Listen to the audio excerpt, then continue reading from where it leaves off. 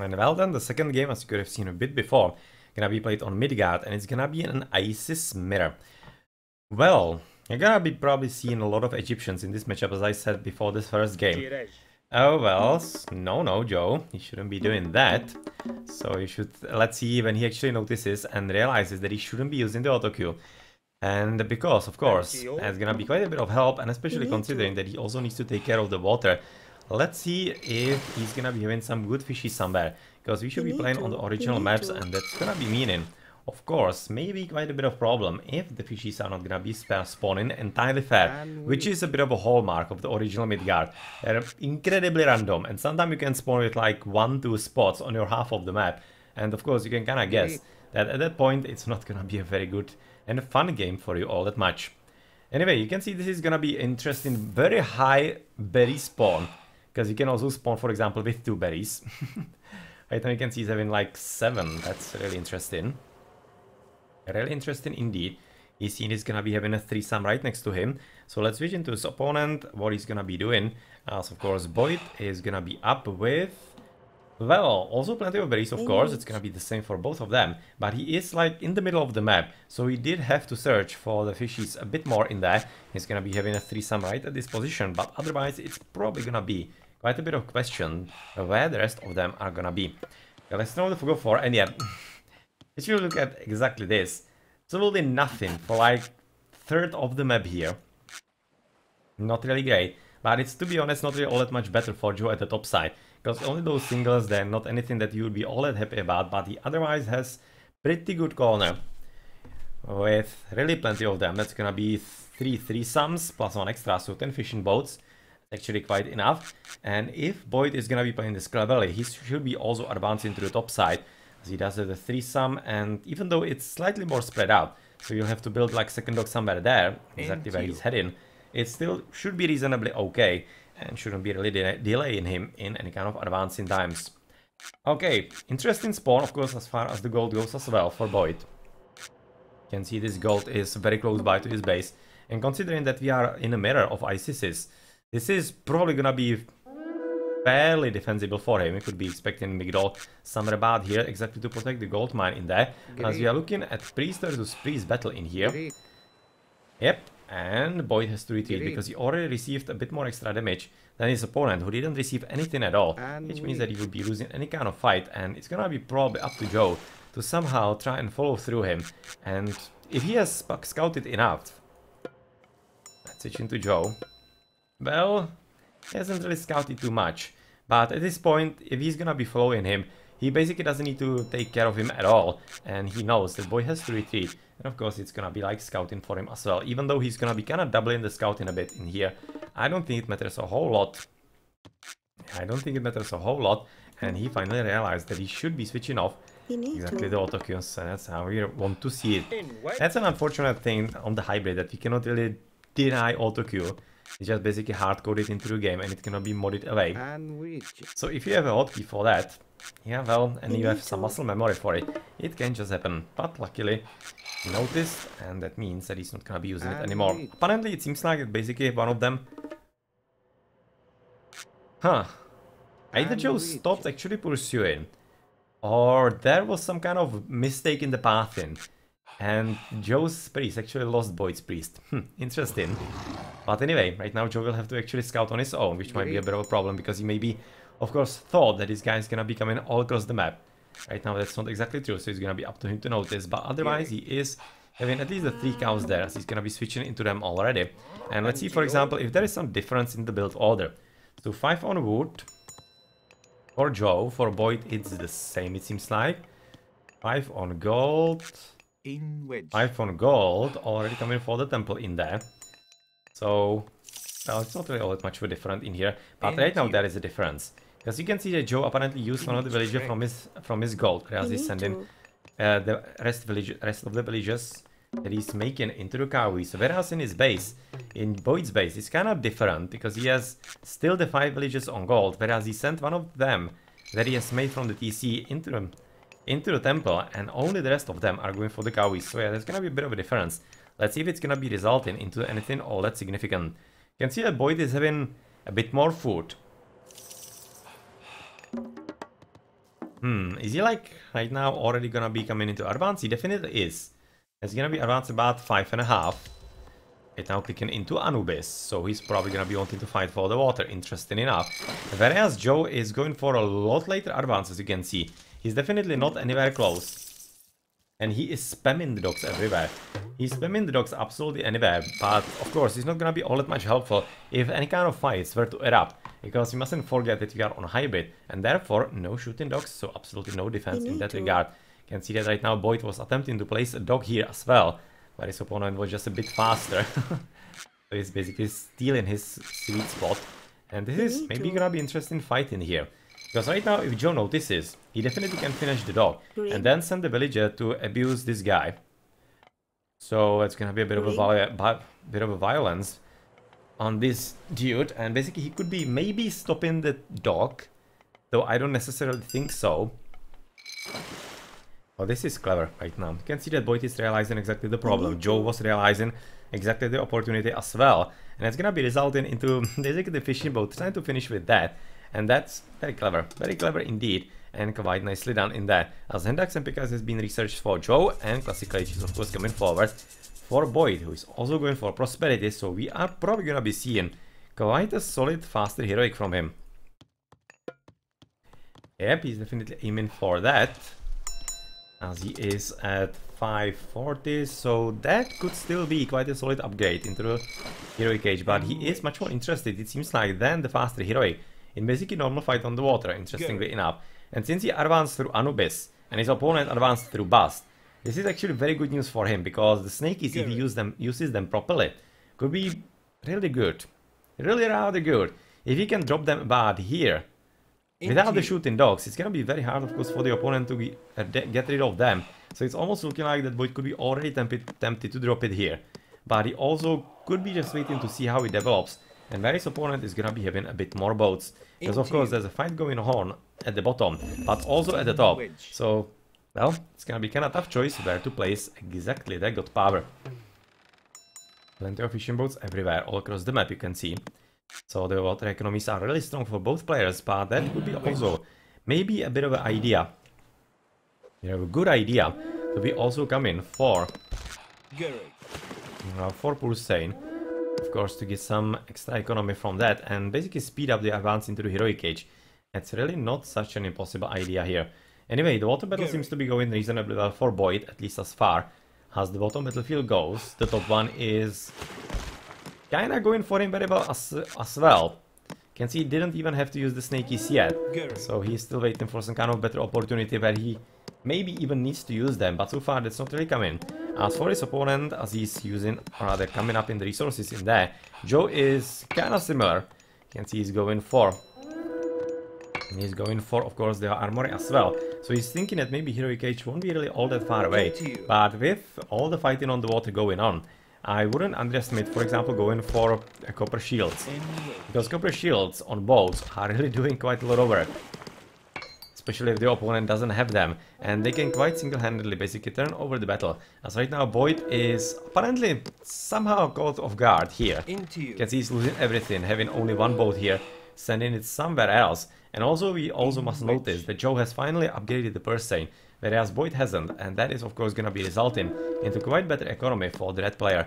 Whereas at the top side it seems like that BoIt is winning his battle there. At the bottom it's not going all that great, but yet again, just going to repeat that. We need not to forget that snakies are here and they are exactly coming to this position. Yep, as we expected. It's gonna be basically a bit of a lifeline. For BoIt if the water battle is not gonna be coming all that well. And well, that's exactly what right now is happening, as Joe is unfortunately not noticing at all. Just way too late right now. He's gonna be losing the boats anyway. So well played, and unfortunately Joe has been just caught off guard, as he was probably quite intent on controlling this one cabinet, and unfortunately it just didn't pay off all that much.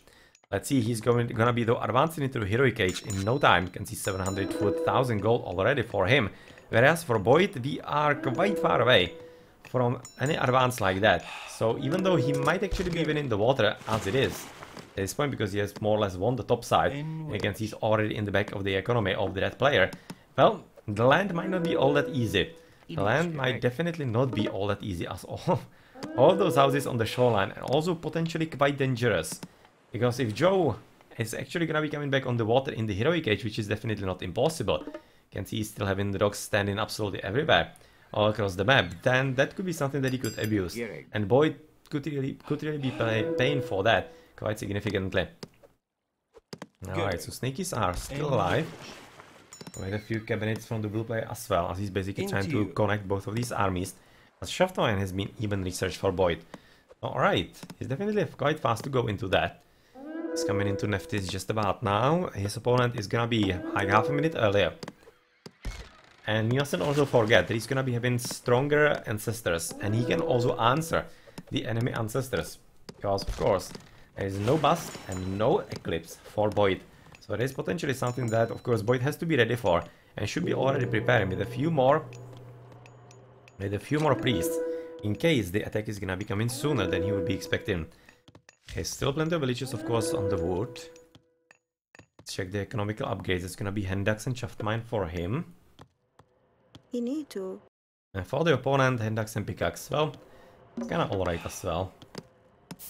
Not really all that much of a problem, but right now we're gonna be switching of course into the heroic ages, and Prussian as well is in there for BoIt. That's definitely making plenty of sense, as he did more or less win the water. He didn't really close it yet, because quite obviously Joe could be still producing right now bit of a siege boats, and it will be upending quite a battle for the opponent. As here we go, with of course on the ancestors, and of course the Joes are gonna be a whole lot better with the eclipse in there, and without proper preparation with all the priests, you can see only one pharaoh in there and absolutely nothing else. One piece just now being made. This is just not going to be enough. And very well played of course Joe, trying to steal the gold, and much more importantly he is gonna be controlling the middle of the map, and you can see how he's basically right now already coming into the enemy base. He has dealt with those weakling minions more or less, even though there are still a few of them there, but they're gonna be dying fairly soon. And the Midgard, well, luckily for BoIt is up, but it won't be really without problems, as even with all the priests in there, it's still gonna be plenty of damage into the Midgard stronghold, and there's gonna be opening opportunity for Joe to produce a few siege towers and push for it. And without repair, that might be really quite easy to take down. So that's of course quite a significant victory right now for Joe. That was very well done in the middle of the map. He's coming for the gold, and that's exactly what we were talking about, that we would be expecting a big gold about here. But unfortunately for BoIt, he was forced into a situation that he just couldn't really control all that much, and he chose the safest position available, and it was right next to the tower, reasonably close to the TC, and unfortunately just a bit too far away from the goal, which is of course quite a disastrous moment for the blue player, as he doesn't have any kind of secondary gold anywhere nearby. Yes, some idle units in there, but otherwise he doesn't have any gold to the top side at all, and the next closest gold mine is all the way to the right, which could be potentially his, even though Joe would be seeing it through all the scouting. Yeah, it's a very nicely positioned obelisk right there, and of course just not gonna be considered safe at all. So right now it's gonna be up to Joe to somehow completely control the middle of the map, and BoIt is always gonna be having a very hard time somehow emerging from this position, because right now if Joe plays it correctly, he can also assault from the right side on the gold mine, and there's not gonna be absolutely anything at all that BoIt could be doing against that, and he is realizing it. He's exactly realizing the problem, of course. So he's at least gonna be trying to like block it by the siege works. Probably gonna be following up with a few more walls, or maybe some houses or barracks or whatever he wants to make. And of course there wasn't a continuation of Joe coming forward, and he's even trying to basically make horses, aka elephants, so Egyptian horses pretty much. And there are also cavalry, but yeah, well, it's gonna be a bit difficult. But he could be in the meantime at least killing plenty of villagers of BoIt, because BoIt is using them to get rid of the siege, and of course of the rescue units in there as well. So this is definitely high risk for BoIt, and he's quite probably gonna be paying for that. In the meantime, on the water, we can basically say that Joe is not fighting for it all that much. He's gonna be losing a few houses in there as well, so apparently BoIt's houses in the same department are gonna be a bit safer, but otherwise it seems that he's not really fighting back at all. I think it's a bit of a shame. Like, he doesn't really need to fight fully, but all he should be doing is at least producing like 1-2 war barges and just annoy his opponent. Try to destroy his docks if he's not careful, force him to place, or rather to produce a few more boats, as, well, any kind of little distraction like that can be leading to the opponent watching some other part of the map when something interesting is happening and important is happening, and of course that always leads to mistakes. Okay, so second Midgard is done for BoIt. that is of course nothing different from Joe, who is having still just one, if I see things correctly. Joe is of course spread out on all the gold mines somewhere across the map. He's even still on the hunt. Still on the hunt, because he kinda needs to. He has lost the water battle, so he needs all the food that he can get. All the food that he can get and that he can find all across the maps. And, well, those chariot archers, they are kinda dying quite fast, because they were also in the range of the Migdol. So he needs to be definitely a bit more careful, BoIt, here, as he is producing elephants. And with those two Migdols, it might be actually getting quite interesting for Joe, as Joe cannot really outproduce his opponent. It's gonna be basically 1-4-1. I'm expecting the chariot archers with a few camels you can see from BoIt, and chariot archers from Joe, whereas the elephants are gonna be extras. You can see that even the siege tower in there is gonna be quite strong, and BoIt is playing this very well. He's playing this very well, and I'm kinda just cannot lose the feeling that Joe is maybe letting him do more than he should. I'm really thinking that he should be a whole lot more raided on the gold mine on the left side. And has he basically... is he realizing the problem for BoIt? He probably should be. He has scouted reasonably well. So he kinda could be guessing from this point that this is the only gold mine that his opponent is having. Because on Midgard, you don't really get spawns behind your base. You really don't get that too often. So right now I'm thinking that really basically Joe kinda could have played this better. And right now he's paying for not playing it better. As of course the siege towers and the elephants and the armies going forward, and it's even costing the villager time quite often for Joe to somehow even try to defend that. But well, all that basically right now BoIt needs to do is somehow get rid of the Migdol, and if he does, Joe does have enough gold, but it's of course gonna be slowing him down. And if he can of course snipe the Pharaoh, who is somewhere hidden in there behind. I think he's somewhere here. Or is he? Has he been actually sniped? Maybe he has, because I don't see him here. Oh, that's a lot of idols in there. But yeah, it seems like basically Pharaoh has been maybe even sniped. Oh no, he hasn't. He hasn't. He's at the top side, and right now this is gonna be a huge problem. A huge problem for Joe, because of course both of those TCs are in water range. So this certainly, this is... at least in Mythical Age this is in water range, but this is even in Heroic Age. So BoIt, if he notices that, will be just producing a few siege towers, or other siege towers on the water, so siege boats, and basically completely nullifying any kind of population advantage that his opponent could be having. As right now he's just finishing up with the third one, and there is gonna be a bit of an opportunity maybe for Joe to stabilize a bit because of sheer numbers and something like that. But you mustn't forget that BoIt is still pushing, and it seems like that only chariot archers right now available, and that means that at this point, yep, this Migdol is basically toast. He's gonna be taking 2 more extra hits, 42 hit points, no amount of repairing or even trying to destroy the siege tower is gonna be enough. So this is a pretty solid misplay by Joe, because you could have seen he just wasn't paying enough attention, and he completely forgot or somehow missed the siege tower in there, and that cost him the Migdol, so that's a huge problem. And right now he wanted to maybe have 2, he's gonna be having only 1, with quite a solid downtime in everything. Well, yet again, maybe those chariot archers could be much better used to actually snipe the Pharaoh, to snipe everything or rather to slow this everything down quite significantly, but it's probably not gonna matter a whole lot, as of course right now the advantage should be there for BoIt exactly as he needs, with all the TCs being up and apparently even farms already being produced by Joe. But his opponent, he doesn't need anything like that, because he does have all the water economy, even though he doesn't have yet Salt Amphora. He doesn't have that yet. It could be definitely going a long way for him, and those few extra boats probably should be already deleted. Yeah, just basically eating population limit for him. But Joe's population limit is not really anything stellar. You can see 96 out of 154, whereas BoIt's is 135 out of 154. And even though plenty of that are fishing boats, it still means that he's having a quite solid army. Quite a solid army. And you can see that Pursein would be, or rather, Pursein times 2, therefore the Salt Amphora pretty much would be going a long way towards maybe his attempt to get into the Mythical Age. But anyway, he seems to be feeling quite comfortable at this point, BoIt. Let's see if there are some kind of upgrades not on the deer. Oh yeah, copper shields are here. It's a very crucial upgrade, and you can see this opponent doesn't have that. So that's of course one of the reasons why BoIt is getting the upper hand, because having that upgrade against somebody who is using almost exclusively, well, really exclusively, Joe is not really building anything else at this point. Chariot Archers, that is always gonna be resulting in you winning the battles. And right now maybe even Joe has to be wondering, why the hell is he actually winning so convincingly? Upper shields are the result and the reason. Okay, so Siege Burst being built is gonna be the second one.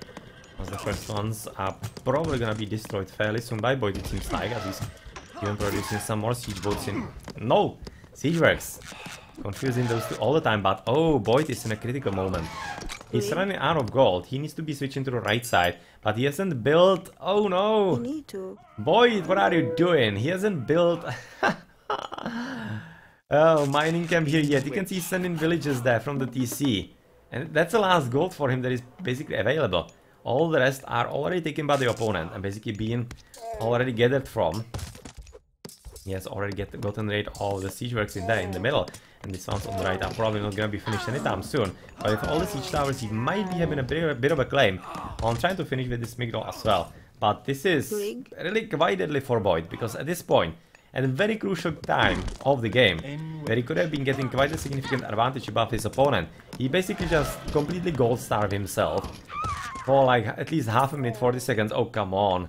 And he's continuing with that, unfortunately. It's not very good at all. And that is gonna be resulting in basically very stumped production for him. And even the two Migdals are just not really gonna be strong enough. You can see the Pharaoh empowering the wood, but he could be probably right now using a bit of empowerment on the gold. So yeah, producing all the mining camps all around, because he's not gonna be apparently empowering there in the end. And that's gonna be resulting in quite solid efficiency, of course, all around. Yep, that's something that Egyptians definitely could be doing and should be doing if they are not empowering in the late game. Just build all the mining camps and lumber camps that you can for better efficiency, because efficiency, especially in equal matches, is everything that decides the game. Okay, so far we see that BoIt hasn't realized his potential and availability of the option to basically put this opponent down permanently on 2 TCs with the siege boats, so that's slightly disappointing maybe. Finally does have the Sultan Fora. It's finally there. Oh, that's still a lot of idlers. It's like, it's almost looking like that actually shift click doesn't work for him. Or something like that. Or he forgets to shift click, I don't know. Really strange. But anyway, I don't think that even all of them can actually fit all around it, so that's not really all that much of an issue. But much more importantly, BoIt has been able to get rid of the Migdal in the middle of the map, which is yet again a problem for Joe, because at this point Joe is gonna be down to 0 Migdals yet again. You can see he's gonna be trying to build one on the right side, which is definitely correct idea, because he needs to protect this gold mine, as it seems to be his last resort. He's already on the market from all the way to the right side, but with the map, how it is actually built and how open it is, you can see that market is already coming up from BoIt as well. It's always gonna be open to any kind of radiance, so this is already going quite well for BoIt, and basically the game is in his hands at this point, I would be thinking, because I don't expect that anybody would be advancing into Mythic at this stage. Maybe Joe could be, and maybe BoIt as well, because you can see they're getting there. Even though Joe is definitely not popped, he doesn't have the military building, so he cannot even produce anything. And with all the siege coming forward, even though they're kind of half dead, most of them, they are they gonna be stopping this? Oh well, that's one last moment, a literally last moment in there, basically about 40 hit points left. That's quite unlucky for Joe, but it doesn't really matter all that much. You can see all those 4 siege towers are just making a short process with this Migdal anyway. So yep, Joe is gonna be out of gold, out of Migdals, and he just was able to produce 1 chariot archer from that Migdal. So that was pretty expensive guy. Pretty expensive guy indeed. As on the other side of the map, BoIt is coming into Thoth already, whereas Joe is not advancing because right now he had to basically invest into something else, and he's hoping to somehow do something with the gold in the middle, but that is absolutely not gonna be possible. And once he discovers that BoIt already is coming for the mythical age, even though there are of course gonna be some, or are they? Yeah, there is a monument at the top side to block the god powers, but still probably not close enough. So a Migdal here is actually built, but Meteor Sabbath here, which should be possible, is gonna be the end of the economy of the TC and of the Migdal as well. Yeah, would be really expecting that that would be how it's gonna go. Alright, so of course still pushing forward. You can see that BoIt is gonna be conquering this gold in the middle, which is very important for him as well, as the gold mine on the right side is gonna be inevitably running out, and he also cannot place all the villages on one spot. You can see he's even gonna be taking the gold on the right. And that's not really just desperation for his own goal, but that's basically to make sure that his opponent doesn't have as much.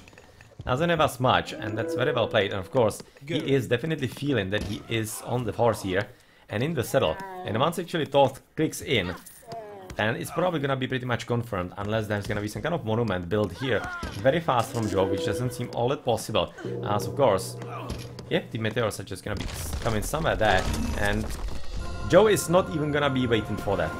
He's not even gonna be waiting for that, because it's kinda evident what would happen there.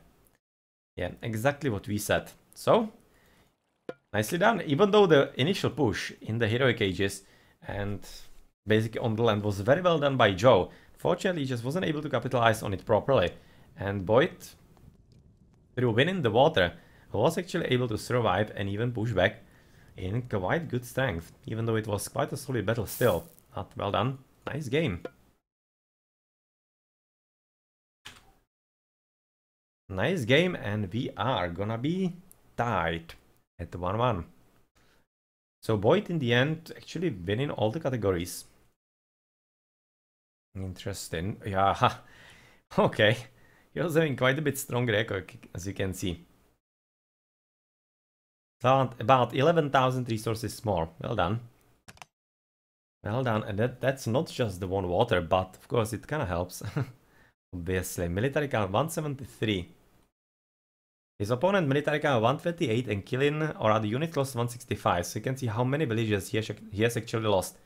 Plenty of those are gonna be fishing boats, obviously. But still. Still. But otherwise units killed. Quite good efficiency. But the opponent was just having a bit higher numbers. And that resulted in the victory in this game. Had the same research count for both.